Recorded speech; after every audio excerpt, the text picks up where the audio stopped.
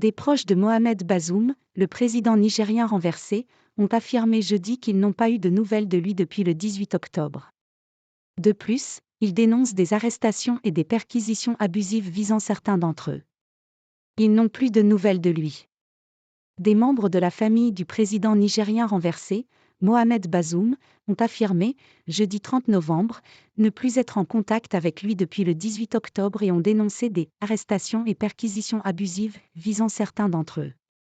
Depuis le 18 octobre, nous sommes sans nouvelles du président Bazoum, de son épouse Khadija Mabrouk et de leur fils Salem, pris en otage par la garde présidentielle, affirme un communiqué de la famille Bazoum consulté par l'AFP. Depuis qu'il a été renversé le 26 juillet par un coup d'État militaire, Mohamed Bazoum est séquestré dans sa résidence présidentielle avec sa femme et son fils. Le communiqué affirme en outre que plusieurs membres de notre famille subissent des arrestations et des perquisitions abusives de la part des autorités militaires.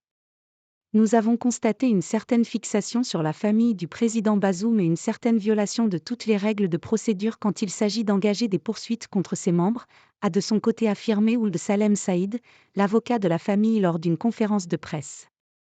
Perquisition. Selon l'avocat, les domiciles d'une nièce de Mohamed Bazoum et celui d'une autre proche ont été perquisitionnés mardi à Niamey. Dimanche, des éléments armés non identifiés ont enlevé Ali Ben Majoub, cadre du secteur bancaire et oncle de Mohamed Bazoum, a-t-il affirmé. Pour ce cas, il a annoncé avoir déjà déposé une plainte au parquet pour enlèvement, séquestration et détention arbitraire. Le 9 novembre, Ali Mabrouk, chef traditionnel et frère de l'épouse de Mohamed Bazoum, a été interpellé par des éléments de la gendarmerie à Zindé, dans le sud, et placé en garde à vue, selon l'avocat, inquiet de savoir que les personnes arrêtées seront déférées devant le tribunal militaire. Le Niger est dirigé depuis le 26 juillet par un régime militaire mené par le général Abdourahmane Tiani. Au lendemain du coup d'État, plusieurs dignitaires de l'ancien régime, notamment des ministres et des députés, avaient été incarcérés dans différentes prisons du pays.